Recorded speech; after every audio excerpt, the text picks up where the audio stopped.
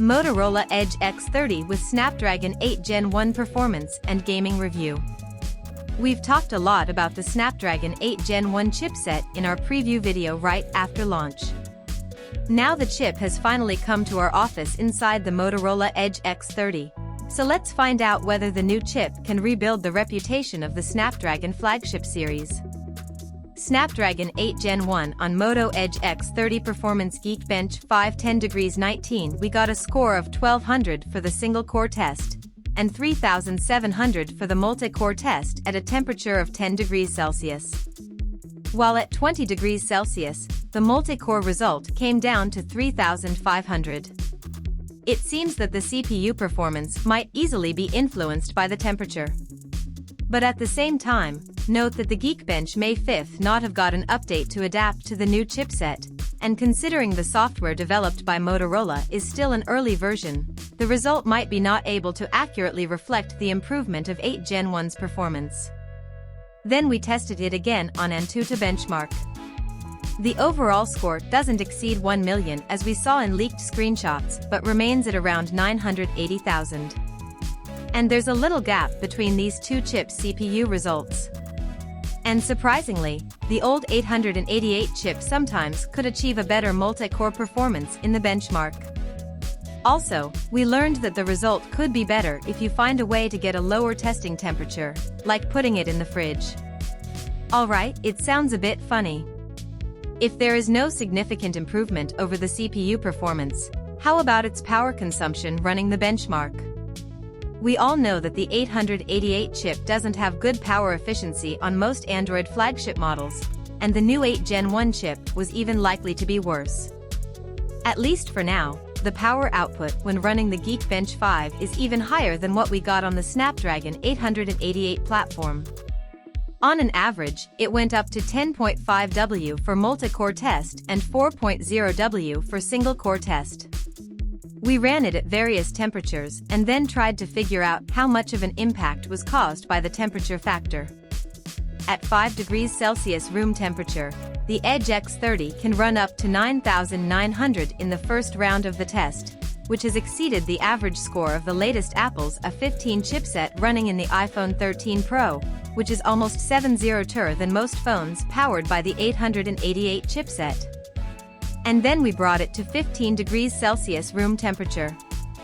The result was down to 9,700. At 25 degrees Celsius, we ran 3 more rounds and the scores went down to 8,900. It seems that the 8 Gen 1 is pretty sensitive to temperature. And in daily use, the peak performance probably will be hard to sustain for a long time gaming, or the chip might throttle down due to the heating issue. However, we're still pretty surprised by its GPU improvement from the 888 chipset. Even when we met the heating issue, the 3D Mark result still got 50% increase. And let's do another GPU test in Geekbench. The result also proved the significant improvement of the new chip's GPU. No matter for OpenGL or Vulkan test, the 8 Gen 1 has performed close to what we tested on iPhone 13 Pro and ran with 60% improvement from the Snapdragon 888 of the Mi 11. Now let's test its gaming performance. It's too easy for this chip to run games like PUBG Mobile. And there's no perceivable heating being detected. But what about heavy games? We ran Genshin Impact under the highest graphics at 20 degrees Celsius. The result is not bad, and the gaming experience got slightly improved with a pretty high frame rate in the first 15 minutes. But since the game hasn't unlocked the 60 frames per second limit, CPU loading only remained at around 30%, and we were probably not able to access the peak performance of the chipset. However, we still encountered the similar throttling issue found on all the 888 chipset phones. Due to high temperature and high power consumption, the X3 large core slowed down, and the frame rate fluctuated, eventually stabling down at 54.4 frames per second on an average. Further, we ran the game again to reveal its power performance efficiency compared to the Mi 11 running the 888 chipset. We switched the frame rate lock down to 30 frames per second on both models and tried to simulate an average loading for most Android games. Under such a situation, the power efficiency of the 8 Gen 1's result of 4.9W didn't get much better than the 888 chipset. So it looks like gamers may still need to bear the high power consumption. And the surface of the phone also got heated up quickly when running these heavy games. During the 30 minutes gaming test, the maximum surface temperature went up to around 53 degrees Celsius. So its power and heating performance may still be an issue for gaming, just like the 888 chipset. In another game, Nemean Legends, to give it the hardest performance test, we upgraded the gaming resolution to a 2K level with the highest graphics. In the first 5 minutes, the Edge X30 powered by 8 Gen 1 did deliver the excellent peak performance as we got in GPU benchmarks, but it didn't last long and got throttled down for the rest of the time thanks to the heating issue, 46.28 frames per second. Snapdragon 8 Gen 1 on Moto Edge X30 Performance. Nemean Legends power consumption. The highest temperature hit at 57 degrees Celsius and the detected chip temperature went up to around 90 degrees Celsius, which is really insane.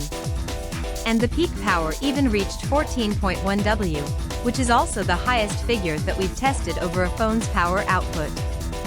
Eventually, the 30-minute test consumed around 30% of power. But at the same time, one positive thing to note here is that the throttled performance is still at the level that's close to the Mi 11's peak performance. To prove this finding, we also performed a comparison of the 3D Mark 4K wildlife stress test. We found that Mi 11 is better at maintaining a stable but lower frame rate throughout the 20 loops, which protected the phone from getting overheated, avoiding fast battery drain. While on the Edge X30, it started with an excellent result, but the performance throttled down with each round. Snapdragon 8 Gen 1 on Moto Edge X30 Performance Review. 3D Mark Wildlife Extreme Stress. However, just like we found in our gaming test, the new Snapdragon chip's lowest score in the last loop is still much better than the Mi 11's result of the first loop. Also, the X30's surface was extremely hot at around 54 degrees Celsius, and it consumed nearly twice as much power as the Mi 11. The Edge X30 features a 4,500 mAh battery and 68W fast charge. For its battery life, the phone didn't perform well with the chipset. Here are the results of our battery test and charging test. Snapdragon 8 Gen 1 Performance, verdict. After all the tests we performed, we hope you've got an idea of how exactly the 8 Gen 1 chip performs. But at the same time, I also want to tell you another important fact about these two chipsets. After months of optimizations, most flagships powered by the Snapdragon 888 chip have used a conservative CPU strategy. On the other hand, being a very early model featuring the Snapdragon 8 Gen 1, to avoid overheating and to seek a balance with battery life, the Edge X30 has still got a lot of work to do with its software optimization. We do have to add that it achieved better peak performance due to the much better GPU. If you could effectively cool it down, the excellent performance can likely last for much longer. To conclude, the good message here is that the new Snapdragon 8 chip brings an astounding GPU performance upgrade, which even catches up with Apple's latest A15 chip. As for actual gaming, the 6MB L3 cache also provides better support to access a smoother experience in heavy games like Genshin Impact. But the bad news is that the improvement of CPU is not significant at all. And power consumption and heating are still the main issues that brands are left to deal with, and they haven't really improved when compared to the 888 chip. So that's it for today. We hope our performance review has given you a good overview of what to expect from the new Snapdragon chipset.